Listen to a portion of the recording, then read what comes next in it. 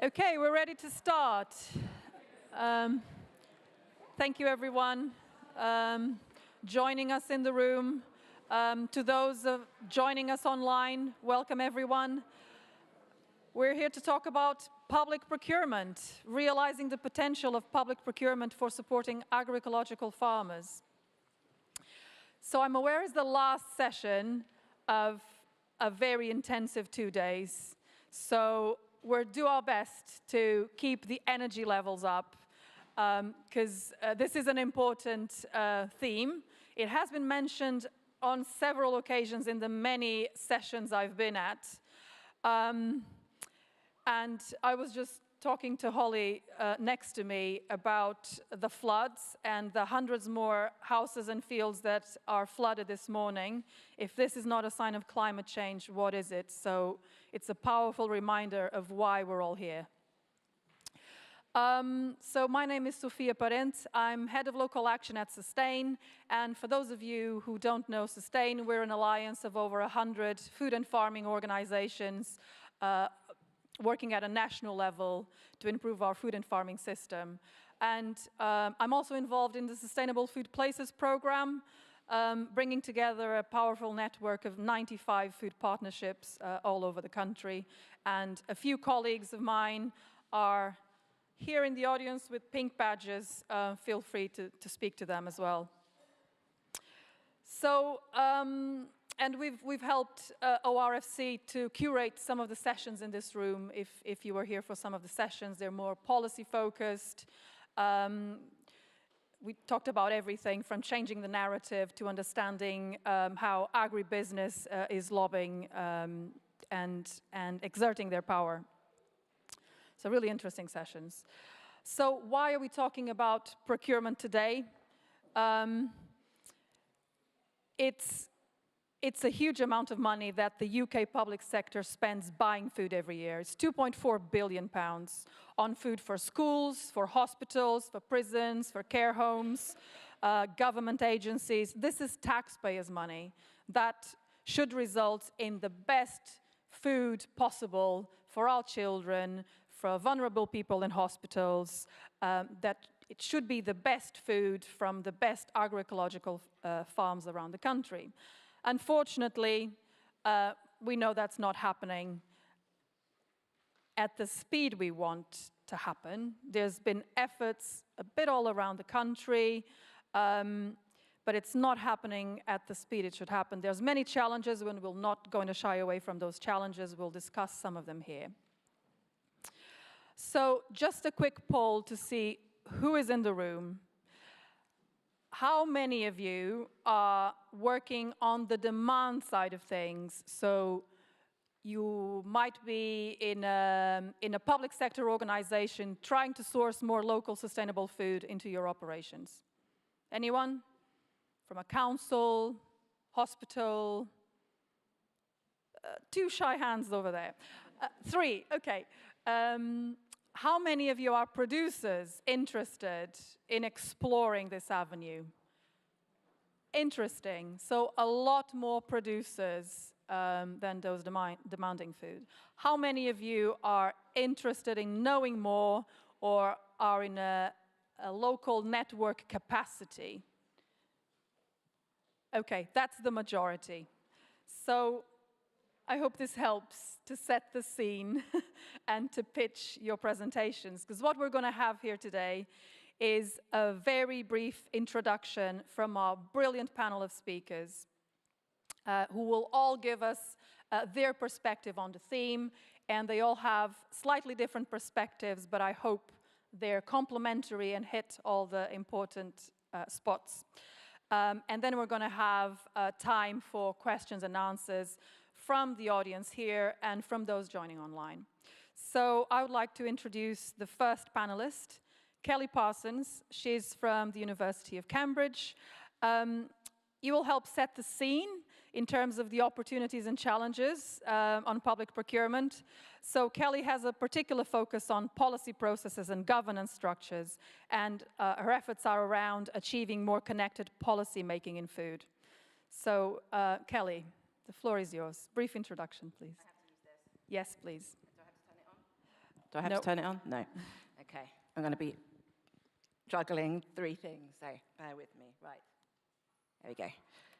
Hi, everyone. I'm Kelly Parsons. I'm a research associate at the University of Cambridge. My area of specialism, as Sophia says, is food systems and policies and governance that can help to change food systems. I've been asked to cover the big picture, and I'm going to do that drawing on my experience of reviewing global evidence around what's been done around food procurement, policy and action around the world in countries like the Nordics and Brazil. But I'm also going to draw on my sort of direct experience of trying to change that system on the ground in Birmingham, where I'm part of a research project called Mandala, which is about actions we can take to transform urban food systems, and I lead the work stream on food in institutions. We've been working to try and change the food that's being served to make it more healthy and sustainable, along with Letizia Petrovic from the Food Foundation and Birmingham City Council. So.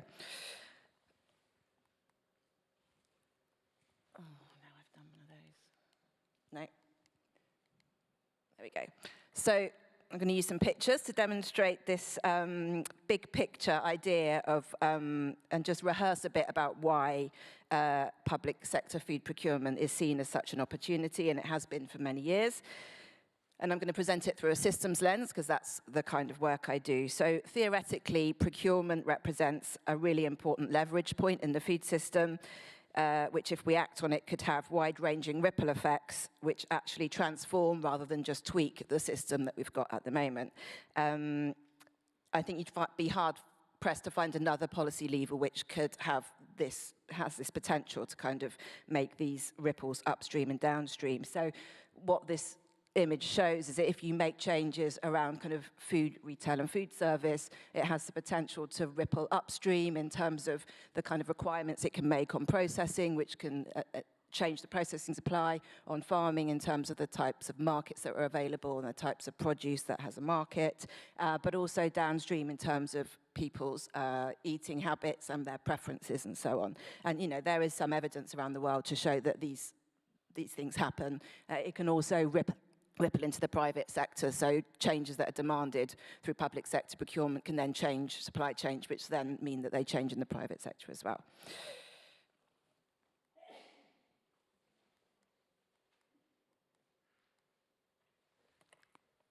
So it's also been seen as a game changer in that it can offer a very neat alignment of interests across health, environmental sustainability, social and economic outcomes. And there are pockets of good practice around the world and around the UK where this actually is a reality. So this visual, again, it kind of expands that food chain to show the influences on and the impacts of that chain of activities in the middle. And we know that procurement can have positive impacts across all those different elements of the system. Nutritional, by supplying healthy foods, environmental sustainability, if the procured food's good for the planet. It can create social value in terms of providing good jobs. It can positively contribute to good food culture. It can create economic value and so on. And as Sophia said, the amount of money that's involved is considerable. The figure that often gets used is that 2.4 billion, but actually that's likely to be an underestimate. And actually the figures I've seen propose it's closer to 5 billion. So it's a lot of money that could be spent on healthy, sustainable food.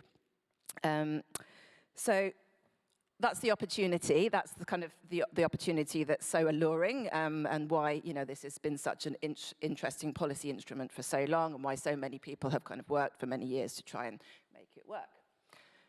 So on to the barriers. So this is a map of the institutional catering system I developed for our work in Birmingham. And what it shows is that we're dealing with a very complex system, and there are many influences on whether that healthy and sustainable food procurement actually becomes a reality.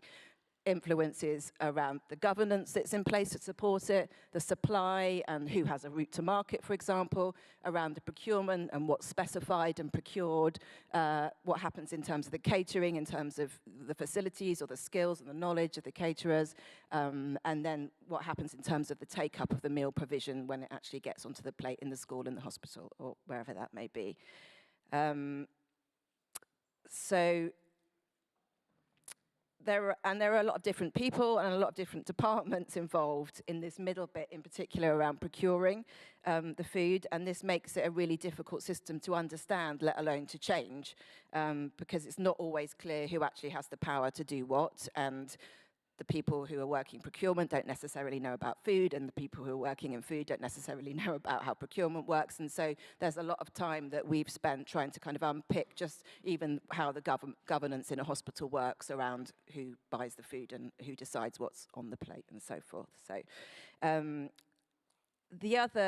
one of the other big barriers that we found is that there's a lot of interest in local supply. People in institutions are inherently really keen on the idea of supporting local producers, but when you ask them where their supply comes from currently, they don't really know.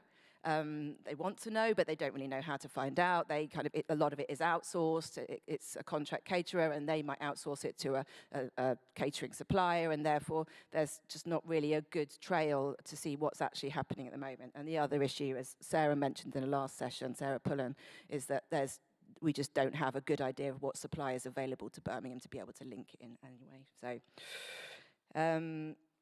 So I'm just going to finish with a couple of things I think could help to overcome these barriers from my experience working in Birmingham. One of them is about the fact that there's a lot of effort currently being spent, sort of investigative work on trying to identify what the opportunities actually are, what the opportunities are when there's a contract in place, what flexibility there is, who needs to make the decisions, what supply might be able to come in and so forth. So I think we need to work better to kind of harvest all of that energy that's going on all around the country. And I've spoken to lots of projects over the last couple of days who are doing that. They're trying to find out what the opportunities are on both sides in terms of the kind of buying, but also in terms of the supplying, and that's a really tricky thing to do. The other thing is I think we need a much stronger policy framework to make it a reality, because we have that complex system with all those different things that need to change. We can't just put in a procurement policy and say we're going to have a target of 50% local and expect that to happen without addressing all of those other barriers in the system around supporting the supply, supporting suppliers to understand how to supply, supporting with kitchen facilities and training, and supporting with education for the people who are going to eat the food at the other end. So that's my other kind of takeaway, really, is that we really need to be looking at procurement policy as a package of things that need to happen. And we know from around the world that when those things have been put in place, or when they haven't, that has really affected the ability of healthy, sustainable food procurement to happen. Thank you, Kelly. Really good setting the scene. And we're going to have some practical presentations next of excellent people that are trying to do this on the ground. So Amber and Holly, I'm going to introduce you as a duo because you're working together, if that's okay. So Amber Wheeler is coordinating a pilot project in Wales on behalf of Food Sense Wales, trying to incorporate a more locally grown agroecological veg into school meals. And Holly Tomlinson from Blas Gwent, it's a veg farm on Gwent levels. You've been supplying your veg into this pilot from day one, started with courgettes, and now courgettes, one holiday activities and food program in one local authority, but now in this latest stages of this pilot has grown to include more veg, more farmers, more local authorities. So a really interesting project. And Amber, you go first, and then we'll hear from you, Holly. Thank you. So I thought I'd go about by saying a little bit of the story of how the courgette pilot came into being, and then talk about the Welsh veg pilot as well. Many, many learnings. I mean, some would call them failures, but we call them challenges and learnings. But it all started with the Sustainable Food Partnership in Cardiff and the relationships they really had there with the council and with other stakeholders. A wholesaler who had been involved with Appease Please, which is a fantastic systemic project to drive up veg consumption. And Castell Howell, the wholesaler, had been very frustrated that there's a lot of talk about what you can't do with procurement, you know, that very, very complicated diagram. Like, this is how complicated it is, and we can't do anything, also nobody starts to do anything, so you just don't do it. And they were really like, let's just do something, let's just try something. And then, so Food Cardiff and Costello and lovely Blas Gwent sort of had a conversation about how can we let's just trial something. So Blas Gwent, and you can talk a bit more about the challenges later, and maybe some of the positive stuff as well. But they grew a ton of courgettes. It went into 30 schools in Cardiff during the holiday program. Used the holiday program because it was a smaller number. It's sort of more an easier win to concentrate, focus. Also during the school holidays, the catering staff are less kind of busy, you know, there's less for them to do, so there's more chance that they can take on activities around kind of getting those kids interested in the courgettes as well, because we weren't just looking at just supplying in agroecological veg, we were looking at how we actually get the children to change their minds about eating it as well, that whole picture. Anyway, it went really well, but what was the key facilitator was that the wholesaler was willing to take the risk, so they were willing to pay the extra cost for the veg. They were also, if they couldn't get some other sort of veg, they supplied in their own veg. So they really took the risk. They had the contract, so that was really, really key. The other thing was the extra money that it took to buy it. The wholesaler took that on board for the first of the pilot for the first time, but that wasn't ever going to be sustainable for the wholesaler to keep paying that extra money. So that led on to the last year where we expanded what was being done. It was very much a team effort, and again, it's that the food partnerships being absolutely key with the relationships they had. So we went from 1 grower to 3 growers around the Cardiff and Monmouthshire area. And we also work with the food partnerships in Carmarthenshire and in Monmouthshire and in Cardiff to supply in not just in food and fun, but also during term time, and to supply more veg. Now you can see we've gone from 1 ton of courgettes into 1 local authority to 3 authorities, many more producers, many more vegetables. We had a lot of learning this year. We learned a hell of a lot, and I want to just talk a bit about those, just very briefly, if that's okay. And because the challenges were where we've really changed things up. So even through all the challenges were the weather was really bad, and it was a bad growing season, so some of the produce didn't come through. Local authorities weren't able to tell us what they needed in time for the growing season, so that we had to match, the timelines were totally out. So we found out that we were doing the pilot in, the Welsh Veg pilot in sort of March time, and we had the funding for the extra produce then, but we didn't, the growers already had to plant the stuff. So we've learned a lot from that, and we know that this year we've already started planning for next year. So the timelines are matching up. The other thing was we were using agroecological veg as the banner, but we needed some sort of certification to prove that. So we now say that you need organic certification to prove you're organic, to justify the extra cost that you're getting. But that didn't allow, there's a sort of safety aspect which wasn't covered by the organic certification. So with Farming Connect Horticulture, who are one of the other key partners involved, we've developed a safety standard that allows small-scale agroecological producers to supply into procurement. So it's that extra level of checks that make it possible for this to happen, and it's been a massive piece of work, and it's been pretty challenging, I'd say, that aspect, going from about 100 question, really tedious, boring forms to more like a 60 question, really tedious form. So really relevant and really useful. We don't want children to have their nut allergy to be triggered because there's a nut tree right next to the lettuces. You know, we have to have these sort of safeguards in place if we're going to upscale procurement into schools. So those are some of the learnings. This year we are going for 5 local authorities, 10 growers, 100 grams worth of produce, a variety of produce.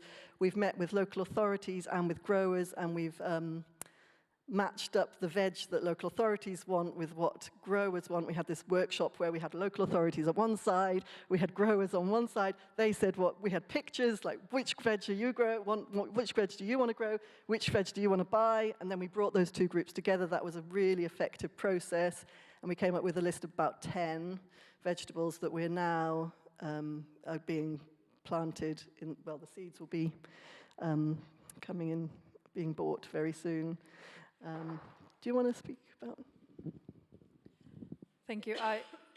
What I really love about this pilot is that you didn't wait for the perfect solution to come along.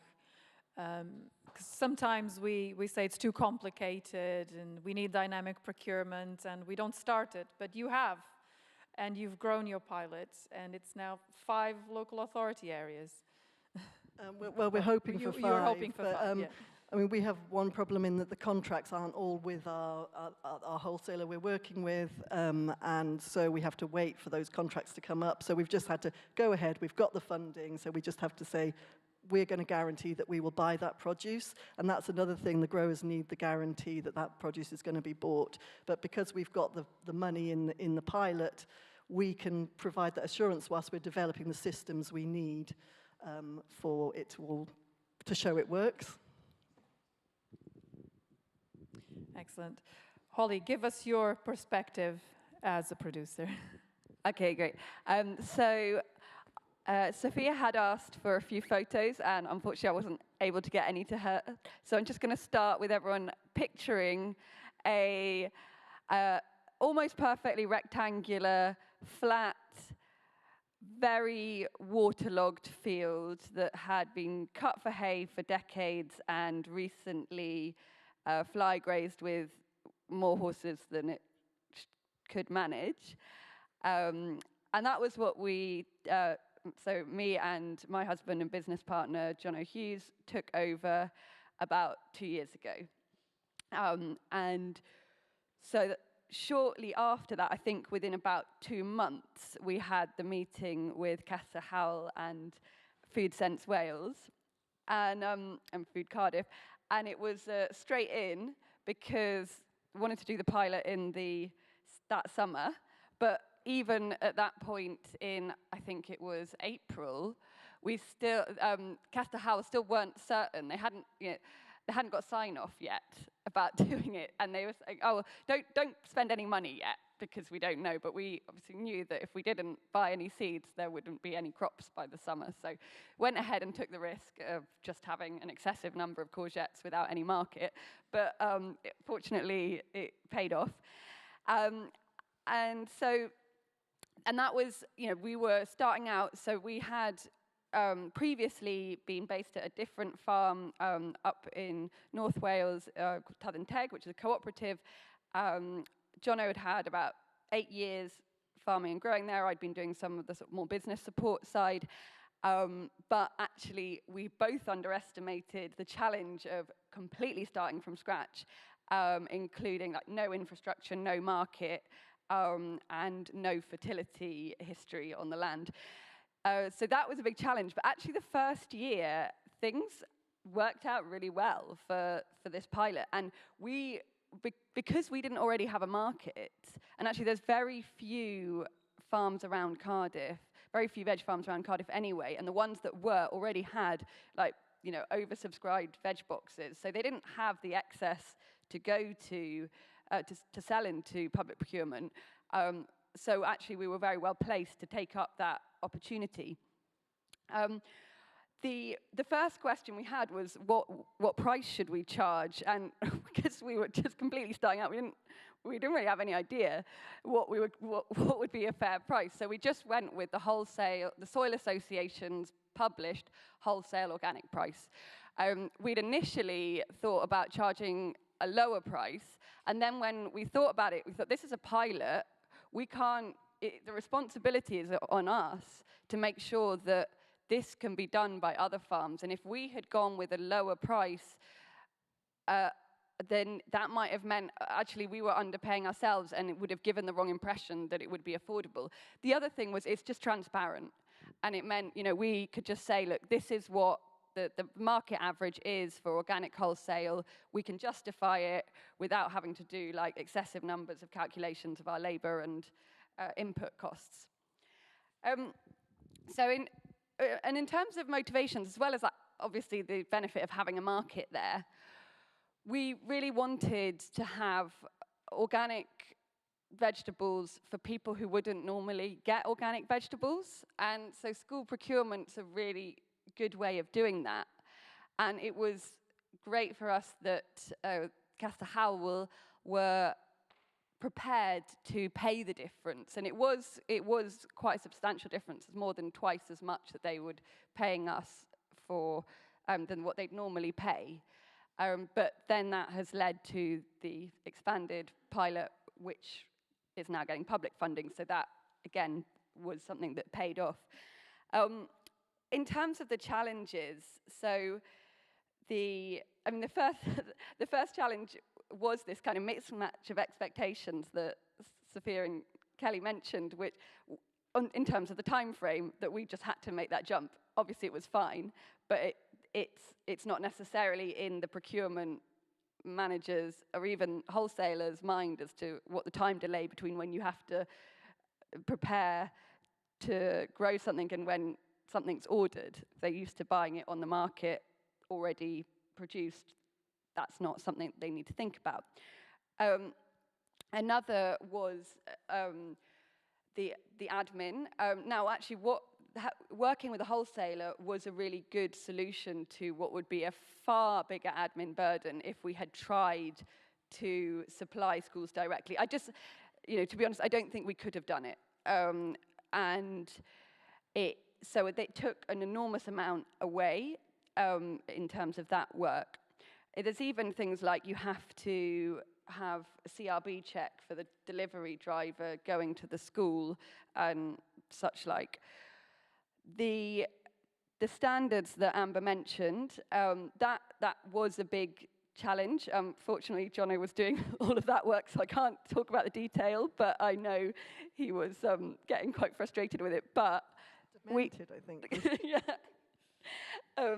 But it has, have got to a solution, I think, where we're, at a point that most people are happy with. So I think that there was a lot of work that went into that. And so, and I think it's paid off. The key challenge we had in the second year was that we just had a horrendous year.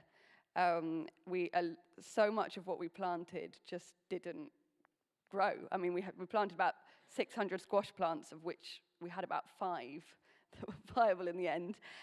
We think it was it's a combination of like having changed the ecosystem of the land recently, got a load of pests without their predators having yet moved in, and applying some approaches to fertility that had worked where we were before, but didn't work on the new land. So this, partly it's a challenge of us being very new, but partly I think there was a lot of bad luck with the weather. We made mistakes, as I think everyone will do, once in a while.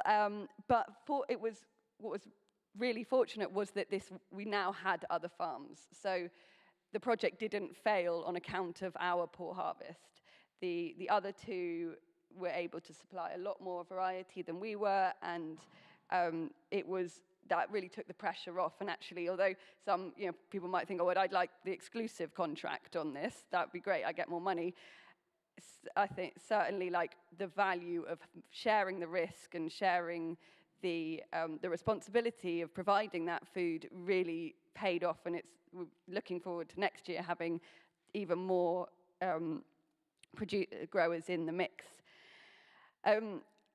Another challenge is just what veg grows well on our farms isn't necessarily what's normally served in schools. Like, we can't really produce carrots very well on our land, and obviously carrots are really popular. And conversely, like, there's only so much beetroot that they want, and they're not that keen on kale. So the wholesaler are actually looking at ways of like disguising chard and kale. Oh, is that all right now? Oh. How's that? No, that's even worse. Okay, right. So yeah, the wholesaler has been looking at like disguising chard and kale in sauces, which could be a good solution. But yeah, that mix-match challenge is one that we've all been working through. I think that's most of the summary, but happy to take questions later. And we'll have time for questions. Thank you, Holly.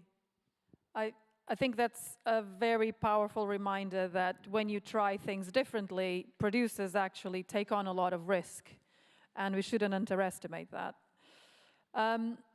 So I'm going to introduce the next duo, if that's okay, from Leicestershire. So Gavin and Katie. So Gavin Fletcher coordinates the Good Food Leicestershire Food Partnership for the County Council Public Sector Department.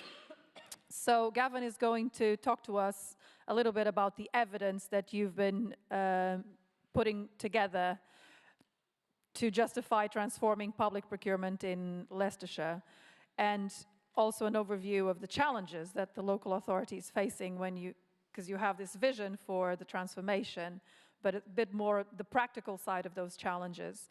And Katie Worth is from Food for Life Leicestershire, and you will give us a powerful reminder that this discussion should be part of a bigger picture of what we need is to also transform food culture and what that brings and bridge consumers to farmers and the land. So powerful duo from Leicestershire. Gavin, your brief introduction first. Thank you. And just click the slides slide up forward. as well?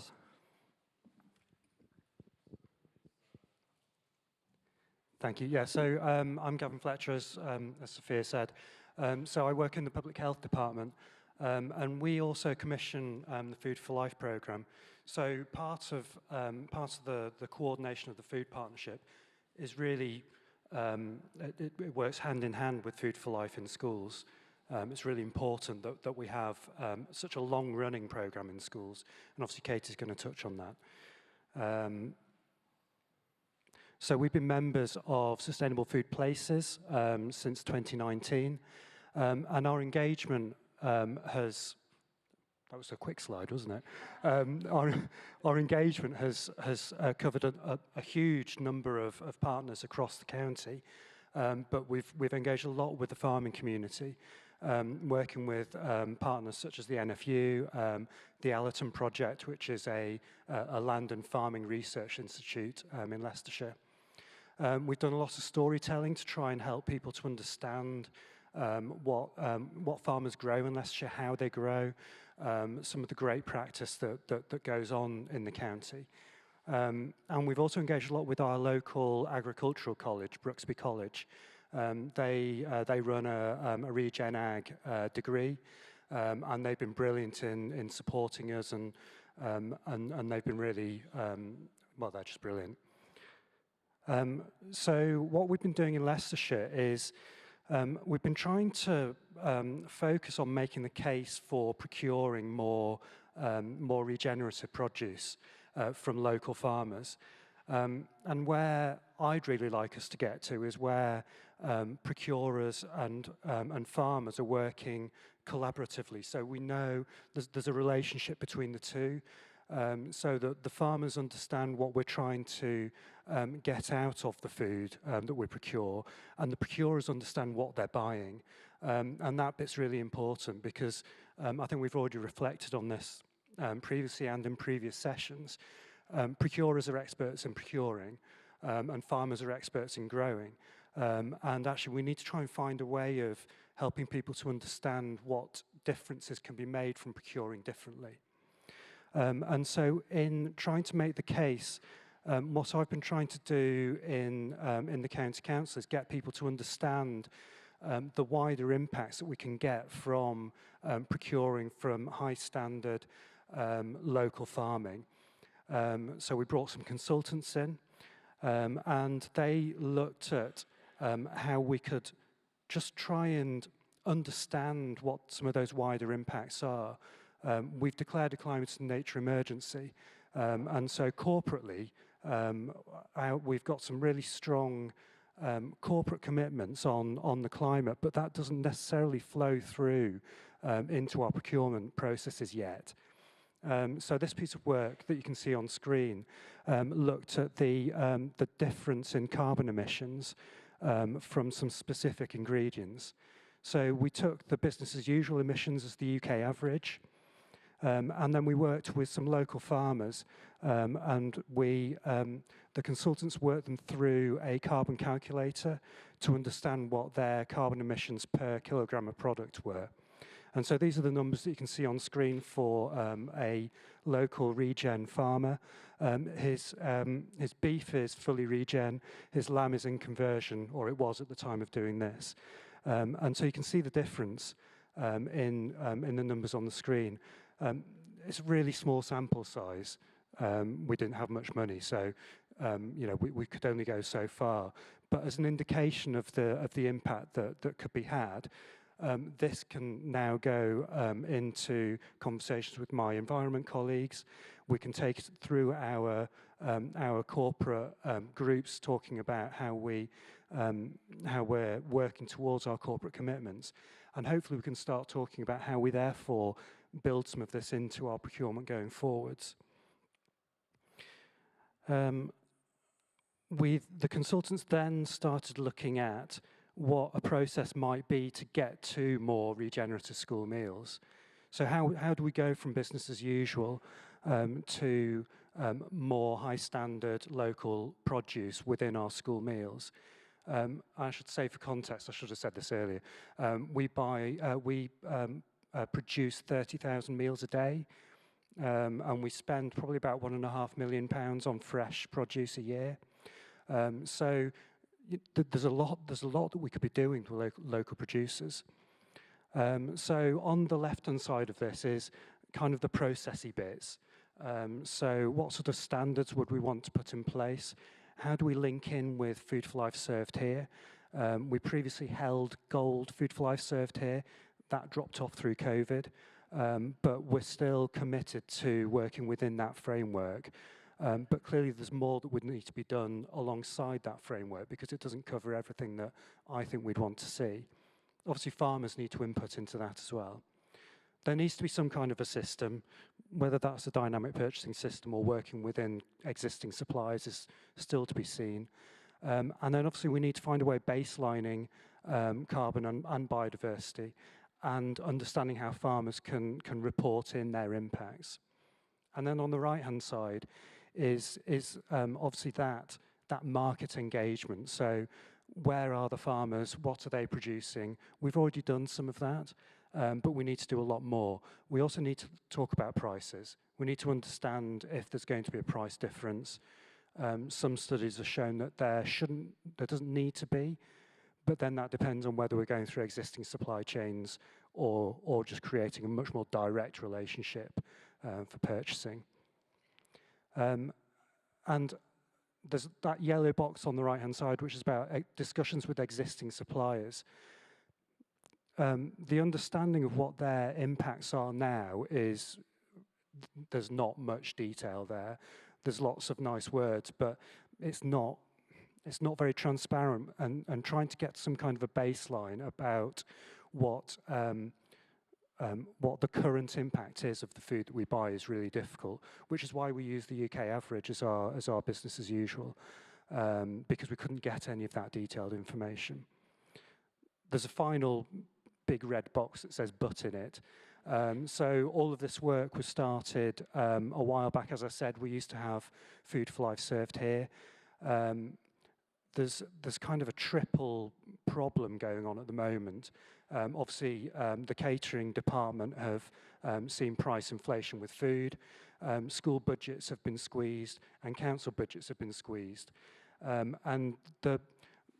So the first thing is that the catering service is on its knees, fighting for survival, and they don't have any bandwidth for any of this right now. They are committed, and they are committed to making to looking at making changes and how this process would work out. And they have previously shown that commitment. I was just chatting earlier with, and we were talking about, we used to buy from a CSA and linked that food directly into local schools, so they could also go and visit the farm and see the produce being grown. So that commitment is still there, but they just need to survive for now. If we lose local authority catering, I think we've just lost, to be honest, because the private sector does not hold the same ethics as local authorities catering, in my opinion. So that's the journey we've been on so far, and we're going to keep on going. I'll pass over to Katie. Good afternoon. My name's Katie, and I work for Food for Life. I work in Leicestershire, so I have the privilege of working with lots of amazing Leicestershire schools, and hopefully I'll be able to give you a bit of a, I suppose, my unique perspective on the food culture in schools, and how working with schools with Food for Life, that we kind of transform that food culture. As Gavin said, Food for Life has been working has been commissioned in Leicestershire for 10 years. I can't take credit for all those 10 years. I've been working for a couple of years, and before that I was a teacher myself. So I was kind of champion Food for Life in my school. But now I work with schools, and I work and support them to achieve their Food for Life awards. And we've got 4 different, thank you very much, Gavin, 4 different levels of awards. We've got foundation, we've got bronze and silver and gold. And I think the way that it kind of links in with the public procurement is the fact that the kind of the profile of food when working on Food for Life, the profile of food kind of moves upwards in schools. It can be so tricky in schools to everything else to take over. Schools are really, really stretched, as are lots of other areas. So it raises the profile of schools, and also we work with schools in terms of their school meals as well. And the way that we work with them using the Food for Life award is that we kind of, I suppose, make that demand for that change as well. So the Food for Life award has 4 different areas.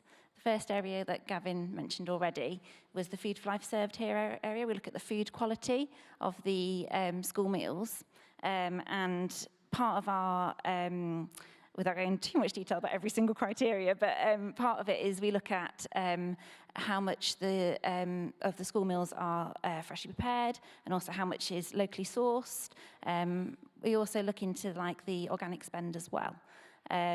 The other areas of Food for Life are also really important, because it's not just about school meals, it's not just about the education, it's kind of bringing the whole setting together around food. So we look at, the next part of the award is about food leadership and culture, and we ask our schools who are working on their award to develop a school nutrition action group, a SNAG for short, and together that group kind of focuses on food culture in the school, and it includes the pupils, it includes the cook, it includes the senior leadership team, maybe the head teacher or the deputy head, perhaps governors, and it also takes on board views of parents as well. So you get kind of people around the table all talking about food in the school together. It often focuses on sort of the school dining room environment. It might focus on the school menu, for example. But it's kind of that group that can make that change within that school. We also, the other part of the award is about food education.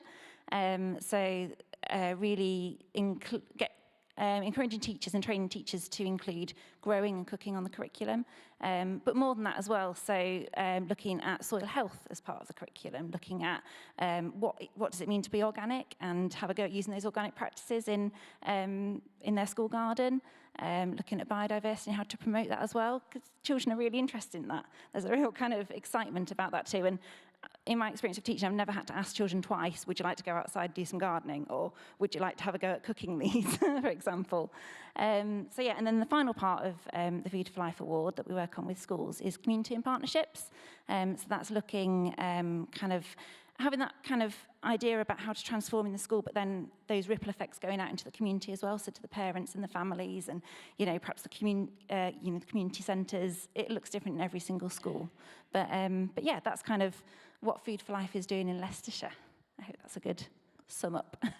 Brilliant, thank you so much. And just a reminder that actually, if you give people the right food environment, they will make the choices that we hope they make. Like what you were saying, if you give the opportunity of a child to go outside and grow, they will do it, right?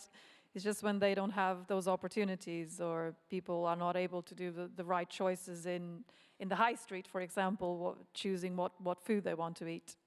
So thank you so much for your unique perspectives onto this theme. And now it's up to you in the audience. We have generous time for questions and answers for those here in the room and those joining online. I want to give the word to Pearl first in the back, because she's a food partnership coordinator for Cardiff.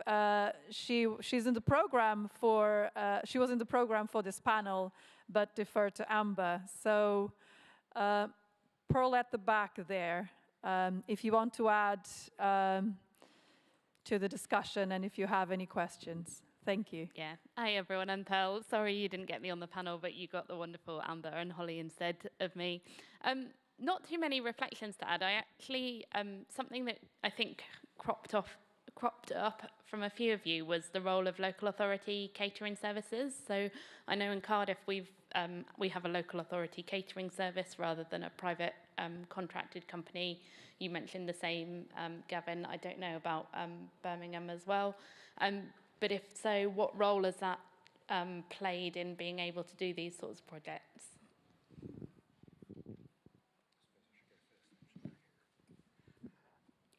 Okay, so obviously I think they're key. And I think they're key for a couple of reasons. Obviously, our local authority catering team are a trading arm of the County Council, so they're within the same ethics as the County Council.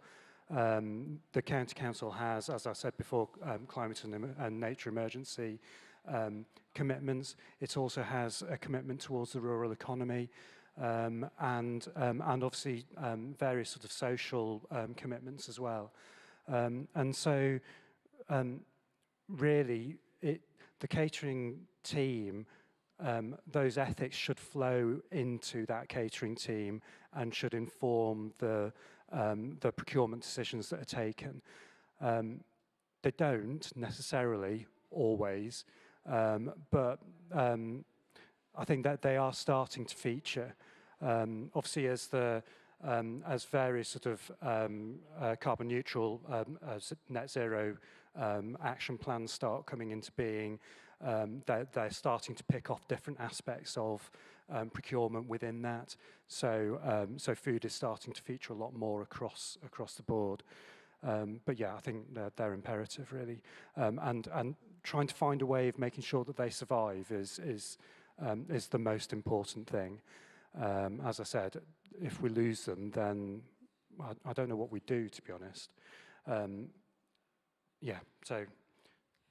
Amber, are any of the 5 local authority areas, do they run their own catering? Yeah, so Monmouthshire particularly do a lot of in-house catering, and they've just put into place a new coordinator, and she came from Chefs in Schools, and is going to be really pivotal going forward to get some of this veg in.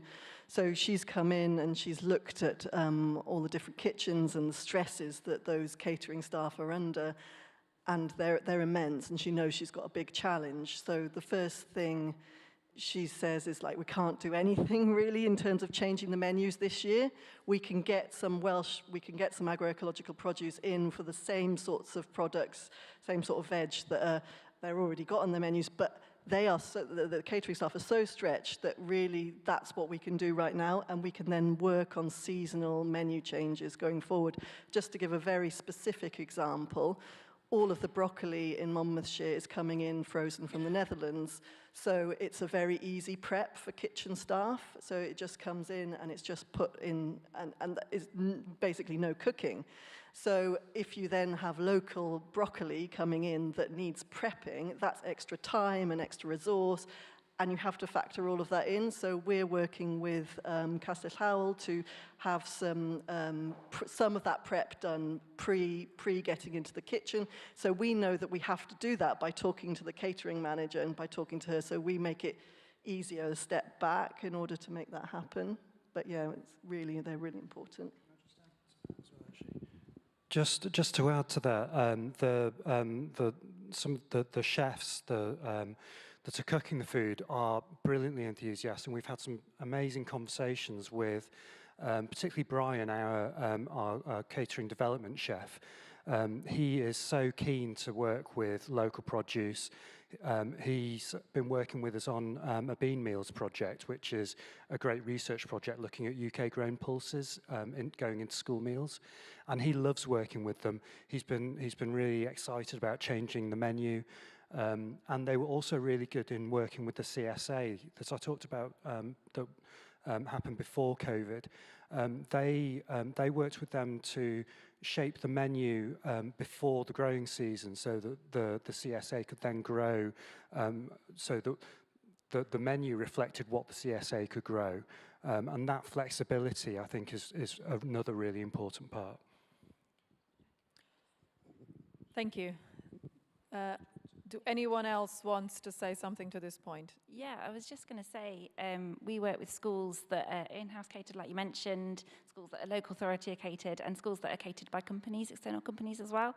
And I think more and more, over the time I've been working with Food for Life, a lot of schools are moving away from local authority caterers you know, we still work with anyone anyway. We have no kind of bias or prejudice or anything. But what we do say to the head teachers, particularly, and to the governors, like, have you asked this question? So, for example, do they adhere to school food standards? Like, and actually some teachers are like, oh, no, I didn't think about asking that. So I think it's really important that we just make sure that people kind of that are making those decisions about how the schools are catered, just know what questions to ask as well, because I think we've come across that a few times, that they've sort of said, oh no, we didn't think about asking about X, Y, Z. So yeah, I don't know if that's helpful. Thanks. Just to add that I think we shouldn't also agree with all of that, but we shouldn't assume that because there's a subcontracted caterer involved, like Sodexo or another, that there isn't some scope or flexibility to be able to do some kind of local supply in that scenario. There are ways that you can still be buying in local alongside those sorts of contracts, and those contracts do come up and so forth. So yeah, just not to assume that that's not a route to some kind of local sustainable supply. Just sorry to build on that point. In terms of product development and batch cooking that is done outside of local authorities by wholesalers, there's real opportunities to get seasonal surplus produce into those. And we've Costello have been doing some trials on putting kale and chard into tomato paste sauces, and then looking at the nutritional content of those and seeing that they've got higher levels of fibre, higher levels of some micronutrients that are beneficial. So there's other ways of doing it as well. Thank you. Really good input, and a powerful reminder that things can happen and change can happen when you get caterers and farmers together into a room or a field and talking about what is possible. So well done. I'll take 2 questions at a time from the audience, and then we're going to move to questions online if there are any. So we have Julie there at the back. Your hand has been up for a while, and then the blue jumper at the front. Hello. Hi, I've got a question for the Welsh pilot. So this second tranche of funding that you've got, where is the funding from and what is it for? It's presumably paying for the premium, but is it paying to run this whole, what else is it paying for? Where have you got it from? Is there a London or UK equivalent? I think the answer is no. I mean, I've got a similar question in terms of where is the money coming for, to drive this? Because it's not, people are putting time and effort into this. And I had another one, a very quick question, which is when you said the meat farmer was in conversion, did you mean to organic? What did you mean, conversion to? What does that mean? Sorry, regen. Yeah. You'll have to answer now. We're going to take another question here at the front, and then we'll give you the opportunity to answer. The blue jumper over there. Thank you. Hi, I work for the Environment Agency, and we often have quite barriers for public procurement because we have a framework, so we have to get suppliers who are on the framework already. So there's often quite big companies on there, so it's a bit of we find it frustrating. So I was wondering, is anybody sort of influencing further up in government about how we can sort of change that system and make it more flexible and get more people onto those supply chains? Because otherwise, quite limited what we can do.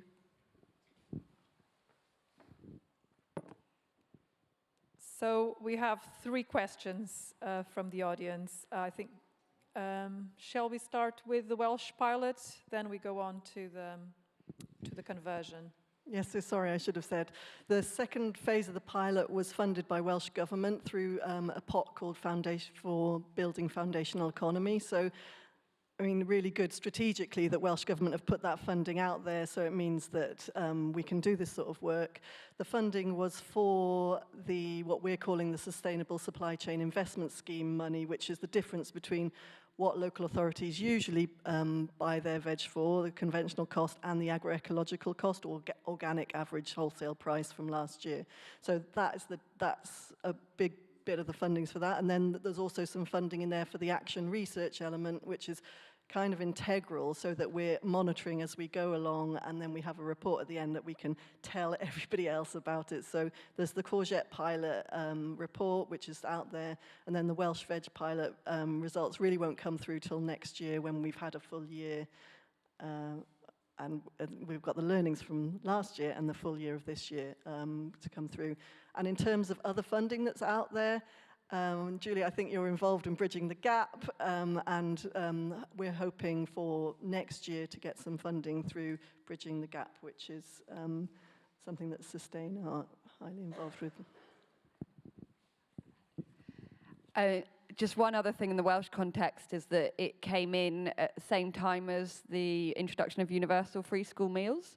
And I'm aware that, although it's a separate thing, it was part of, Welsh Government had talked about using that to support local economies. I'm aware that Sadiq Khan has also been talking about this, so I don't know, it might be worth asking the question. Opportunity coming up in the framework of local elections. I'll leave that thought over there. So the question was about the conversion or the transition to regen. So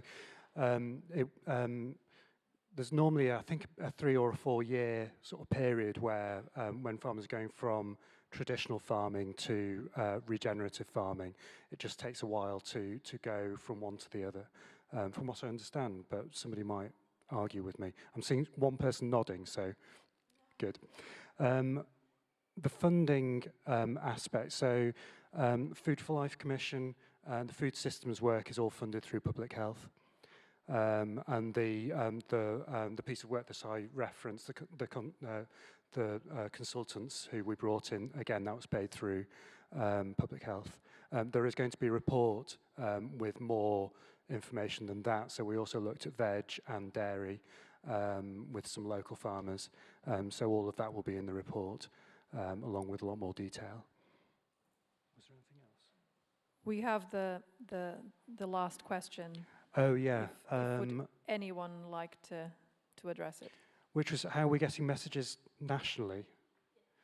To be honest, I've ignored the national picture for now, and I'm just trying to work locally because I can't see anything national getting through. But we do obviously feed into the wider Sustainable Food Places network. We work closely with Sustain and Food for Life.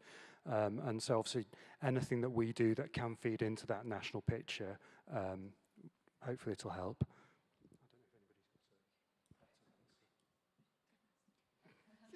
I like it how the panelists are like pushing the microphone on this one.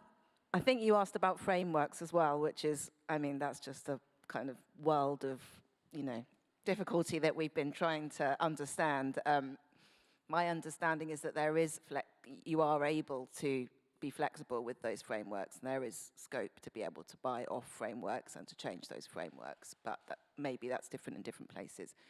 It's another one of those kind of very impenetrable areas to try and get your head around. It's quite kind of boring and nerdy, but it's actually really important. But yeah, sort of really understanding the scope for opportunities for kind of working out around those is one of the things I think we should be working on to make sure everyone knows what's possible. In terms of national policy, so we're having a bit of a hiatus in national food procurement policy at the moment. There was a flurry of activity and consultation that has all been kind of put on ice. The team that were working on it have moved on to other things. There's quite a lack of momentum. There's been some big research evidence reviews which have been commissioned but not published yet. So there was a lot of interest. It's kind of on hold. Obviously, there has been discussions around setting these targets for local sustainable food, which was in the government food strategy and has been echoed by the Labour Party since then. But as I said, I think that's all very well, but actually what we need, and local authorities can do a lot to kind of commit to good food procurement and so on, but actually if we want to put in the infrastructure we want to put in support for producers, infrastructure for the processing, for local processing, and so forth, then that's really something that national government needs to commit to. If it's really serious about making food procurement a flagship policy, then it needs to think about those other instruments that it needs to put in place, not just a standard in itself. On the national policy, so Welsh Government's a Labour-run government. It's often ignored a lot by UK media, but does some interesting progressive things, and this funding is an example of that. I don't know how much communication there is between Welsh Labour and UK Labour, but it's always worth, if you're lobbying England-based or Scotland-based Labour MPs, to point to things that do positive things in Wales and say, well, if you can do that in Wales, if there's a Labour government in Westminster, why not do that elsewhere? Thank you. Really, really good point. If I can say a few words about the national perspective and the frameworks. So it's something that Sustain works on, and we were quite excited when the government buying standards consultation was brought forward in 2022. We worked with members of Sustainable Food Places to submit our views on it. We spoke to the lead policy advisors at DEFRA. It was quite an exciting moment. There was a proposal to move towards local, sustainably sourced food. Quite exciting stuff, really. Although, and there was a question there whether the government buying standards should also include local authority procurement and schools, which they won't apply at the moment. So we were quite hopeful. This was 2022. And we're still waiting for the government response to that consultation and the new government buying standards. We have a big year this year with local elections and most likely a national election. So I actually want to ask you, before the session ends, one big thing you want people to go away with. But I'm going to ask, I'm going to wait before I ask that, because there might be more ideas that come as part of the discussion today. Do we have any questions from the online audience? Let's go to them now. I've been instructed to I mean, some of you have sort of alluded to some of this in the last questions about it needing funding, but the question from Diana Smith was, procurement generally involves looking at value for money. So do the systems allow for value of local, healthy, sustainable to be recognised as part of this? So that's one question, is how are you trying to embed that idea of food that may cost more into the value? And then a sort of similar, shall I give another question as well so people can think about that? There's quite a few questions which I'll combine, which are about if you're setting up new supply chains and routes into procurement, who pays for the infrastructure set up? So who pays for things like the mills, the abattoirs, the warehouse spaces? Who ensures that small growers can feed into what are very large contracts, and how does that work? I'll stop there. There are a few more, but hopefully we'll still have time for more online questions. Who would like to start? Okay, so the procurement question, how these things are built into the procurement process at the moment. They're there, but it's only as good as the tender document that's been written by somebody, that's been instructed by. And I think one of the things that I would want to do as part of the process that we outlined before was actually strengthen that, make sure that people understand what we're asking of them so that they know what they're trying to put into procurement, make sure it's backed up with strong policy, and then hopefully the process will therefore be stronger. But also by working with local producers and changing the way we procure, hopefully that would make probably a more significant change actually than changing the questions that we're asking. In terms of the infrastructure, I don't know. I know there's been some discussions here about abattoirs in the conference. I know there was a session on smaller local abattoirs. I don't know whose job it is to look at funding for those sorts of things. Obviously, I think there is a need to look locally at what infrastructure is needed to support local growers, and that probably is a question for the County Council plus other economic development bodies, LEPs as used to be, and others. So I think it's the sort of stuff that comes out in the wash with conversations with producers, I think, is probably dodging the question. I can talk a little bit about the Wales context in terms of us having a Wellbeing of Future Generation Act, meaning that contracts, local authority contracts, there's values for money that are needed, not just like cost. It's not just cost. So some of those are feeding through to wholesalers winning contracts based on some of the other things they're doing, the social benefits and those other things. So just very sort of generally on that. In terms of infrastructure cost, I think it's on us all to sort of do our little bit on that.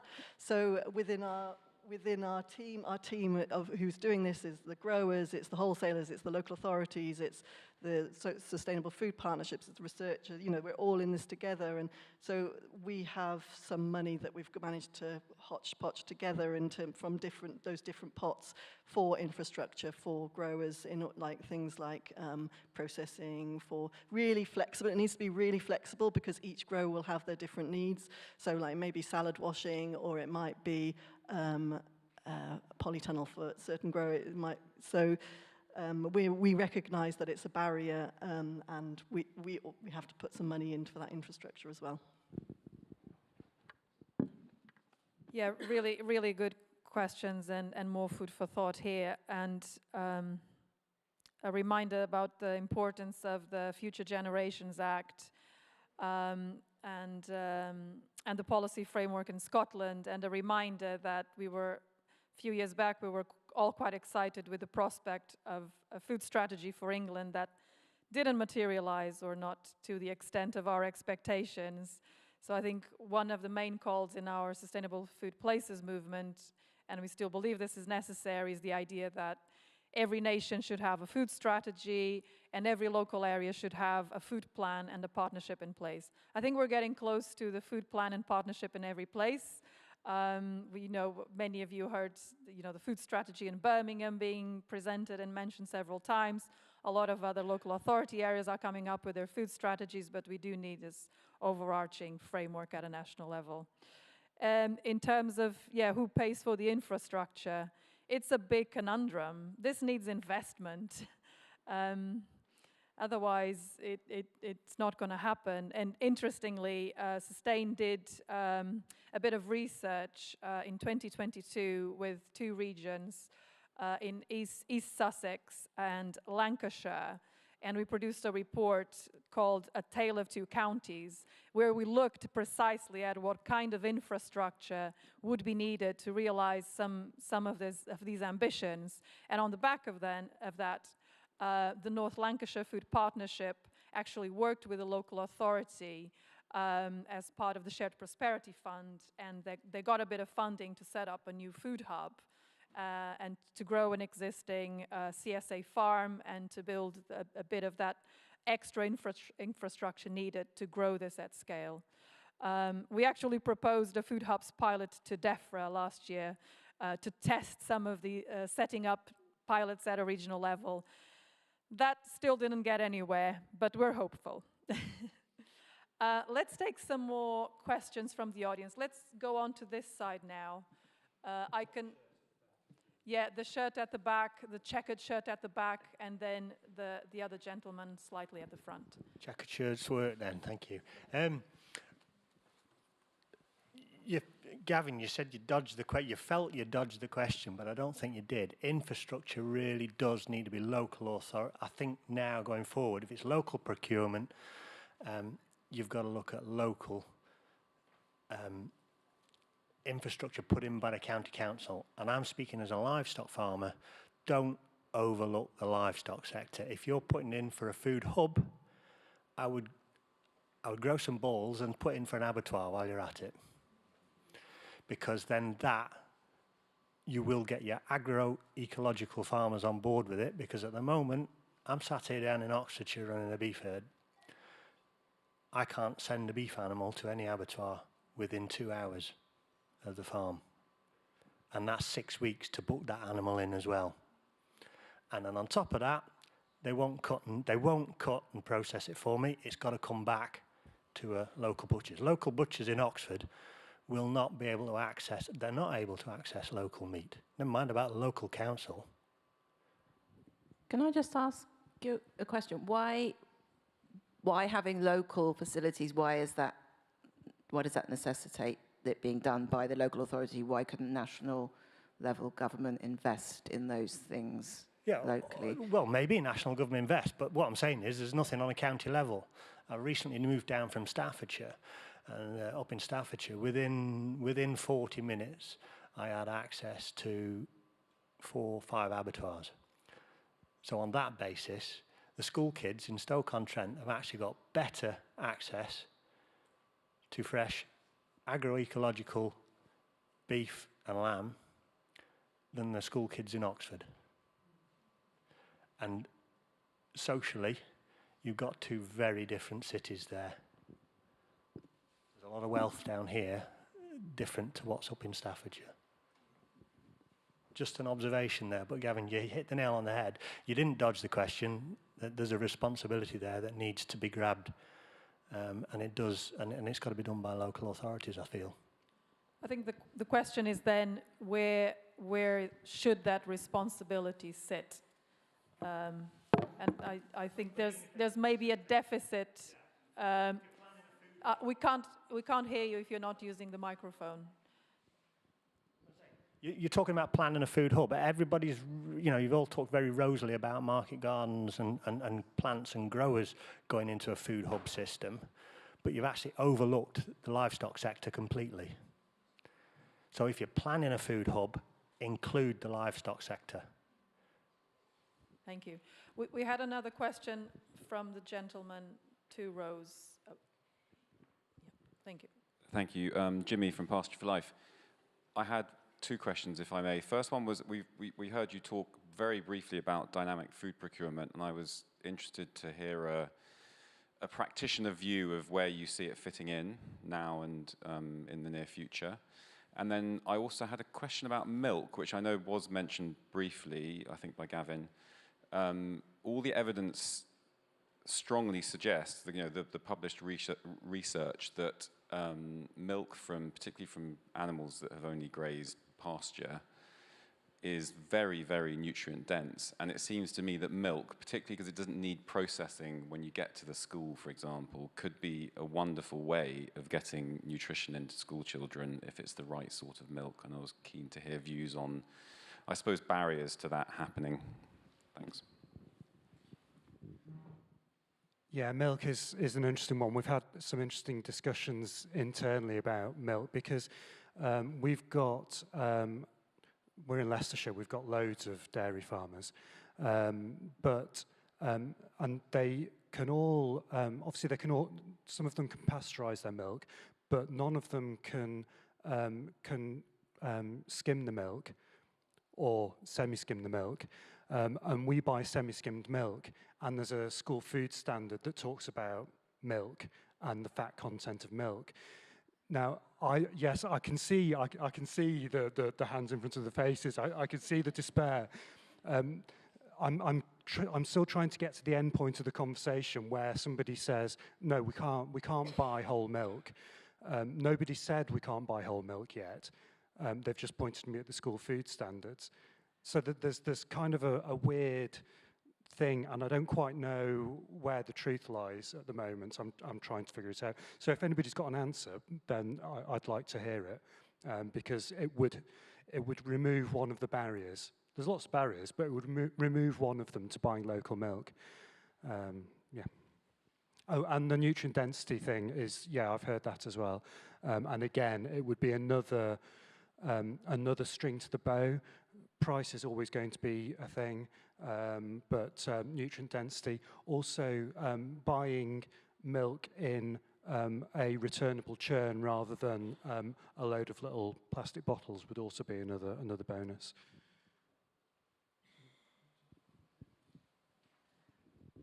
I don't have any direct experience with the procurement food hubs, but I know there are a couple of interesting case studies, one in Powys, and I think one in Carmarthenshire as well, so worth looking those up.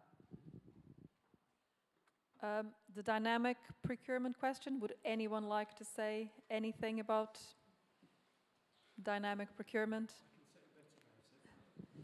I think the experts were here yesterday on dynamic procurement, weren't they, in Letitia's session? Yeah, maybe somebody else wants to answer it. My feeling on the DPS is that it's a system. At the moment, I'm trying to get the buy-in. I think once we've got the buy-in, the system will just fall into place, whether it's a dynamic purchasing system or some other way of buying local. I'm not sure if it matters too much. Obviously, we need to be able to enable local small producers to sell into a local authority. But I'm not sure if DPS, I'm not sure if it matters too much. We might have an answer in the room to the question of dynamic procurement from Sarah Pullen. Hi all. Just from the Birmingham perspective, I can't speak for all local authorities, but dynamic procurement hasn't been developed in a way that fits with how procurement actually works. So it's been designed in a way that sounds theoretically wonderful, and then you get into the depths of how procurement really works, you're like, oh, this is like, just doesn't match. They're completely cross paths. So that is something we've looked into locally, and it needs work, basically. I think one positive thing that came out of the dynamic procurement pilots that were funded for some regions is that it brought people together. It brought the caterers, farmers, networks together in a way that it hasn't been done before, and that then triggered more action when that pilot ended. And the solution might not be in this particular technology solution, but at least people are talking in a way they weren't before. We have time for 2 more questions, one from the room, one online, and then I have a final question to the panel to wrap it up. So, from the room first and then online. I can't remember who had their hand first. I'll take the two, because I know the gentleman in the red shirt and the grey shirt. Cool, thank you. That was a great panel, thank you very much. I've got a question for Amber. You kind of touched on this earlier, but have you had much feedback from the schools on how they found the food, like the staff and the children? Because in my experience of getting sustainably grown food, it's going to be quite different, and they might not be used to it. And a second thing, just to plug, the employer I work for gets £15 per child per day in the holidays through the free school meals thing for to provide lunches. And if there's anyone in the room this is relevant for, I think it could be a way of like sidestepping the procurement issue just for like a ad hoc thing, because you don't have to go through the local authority. So if there's anyone who has a farm near London who wants to supply our vegetables, that would be great. Yeah, thank you. We'll take one more question here, and then we're going to wrap up with answers to the questions and a final question from me. Thanks. Hi. Just a quick query around, the additional cost you have in school. This is a sort of a schools question and food question.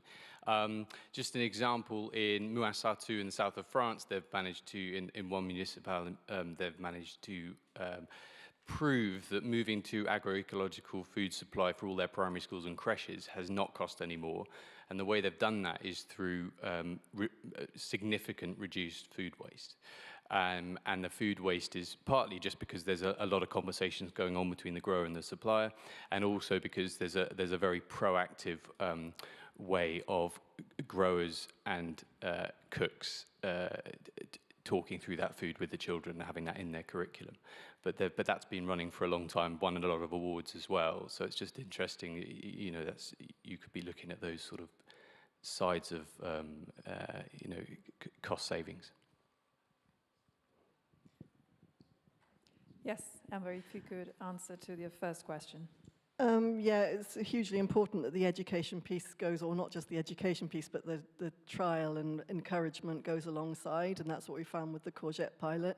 Having people in the room who were encouraging and getting people to try made all the difference when you compared to the schools that didn't, and to the amount of waste and the number of interactions. So this last time, I didn't get a chance to say, we did 15 school visits to different vegetable farms, and that has really given an opportunity to change hearts and minds with the children and the teachers. They were picking and washing carrots and planting onions, and a couple of kids came up to the vegetable farmer afterwards, and they said to her, "This was the best trip we've ever been on," and we were like, "Really?" So I definitely think it has to be part of what we're doing. You can't just do one in isolation, and doing the whole piece is really important. Otherwise, that veg will go in the bin. The final question. Yeah, I've heard about these examples where they've managed to bring the cost down, and similarly, I think Denmark has achieved something similar. I think for us in our pilot, we're nowhere near that point yet. It would be interesting to see if we had the level of ambition that they've had in France and Denmark, whether we could get there. In the meantime, if the cost were that low, the growers wouldn't get on board because couldn't afford to when they could get more by providing the veg elsewhere.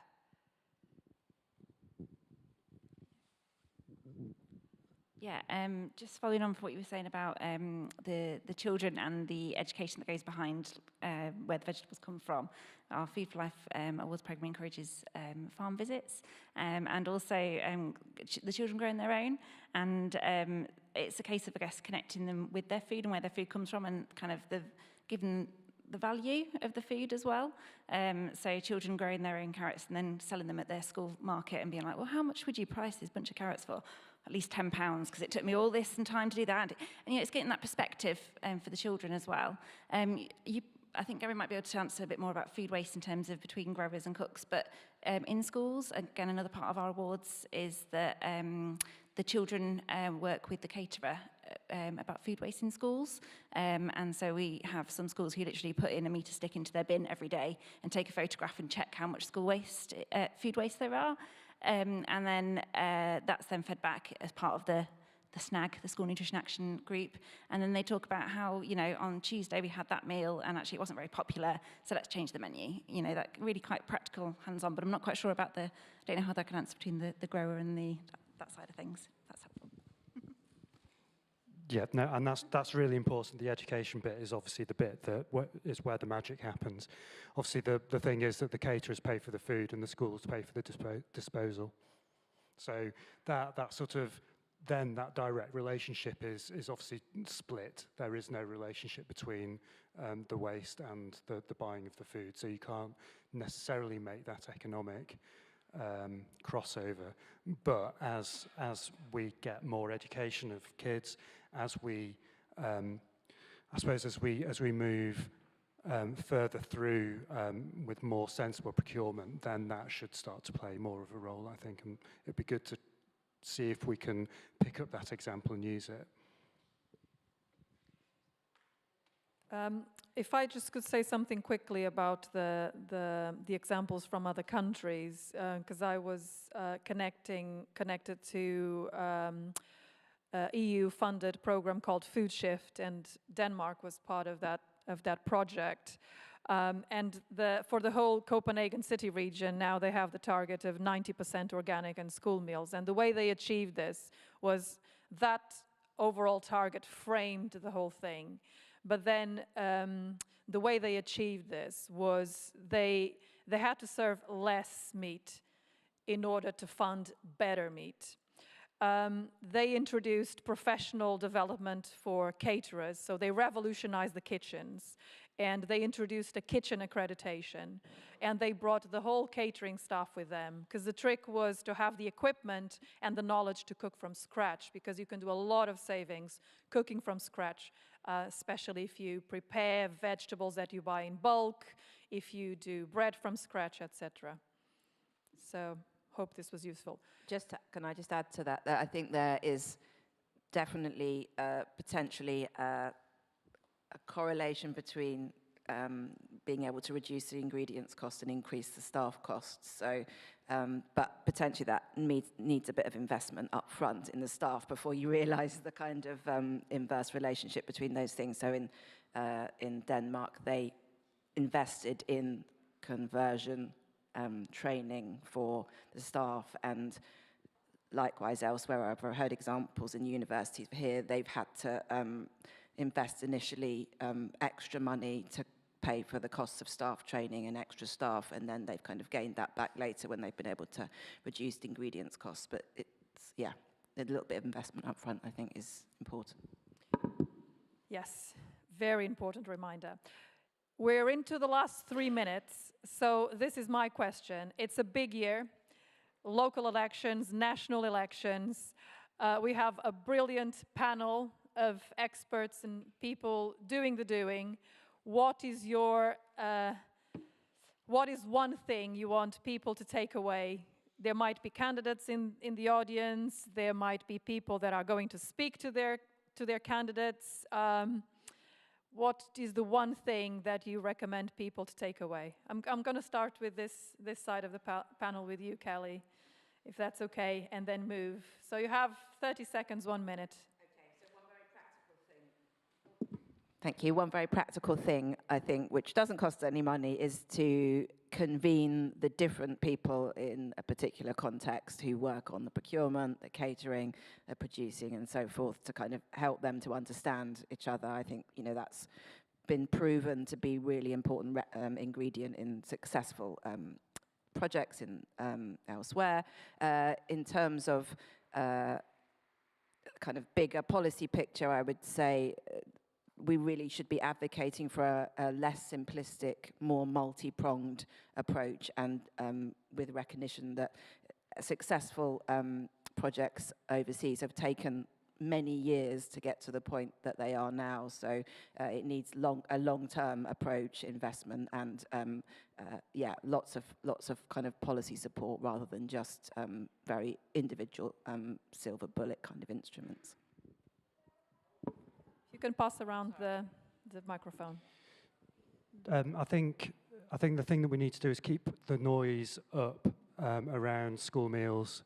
I think if we're really going to nail this public procurement from local regen farmers, school meals is where it's at.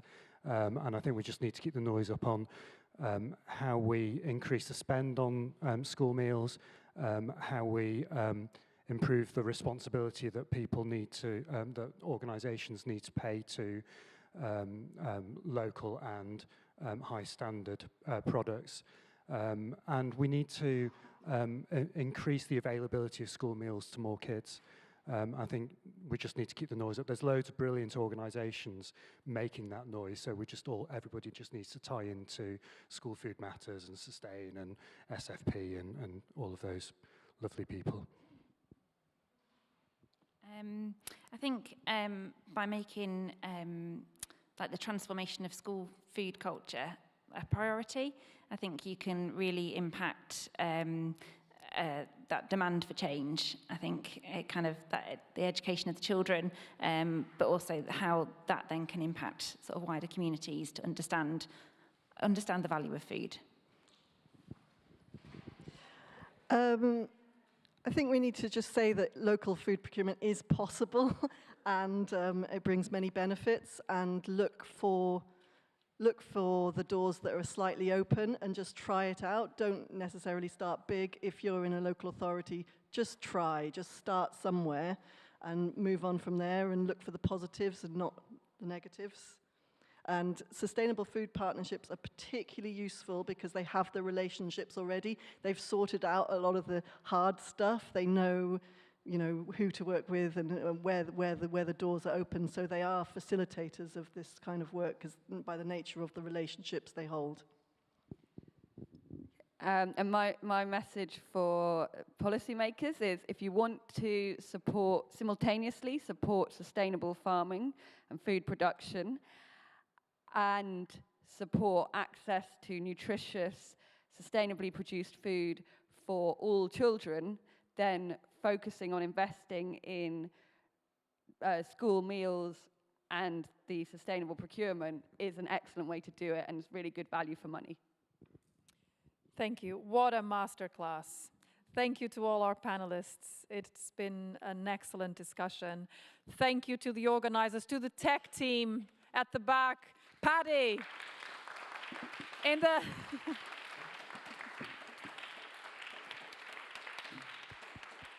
Paddy in the orange vest, thank you so much, is looking for a job in the food sector. Please give him a job. Thank you so much, everyone, and safe return home. Hope you can all make it.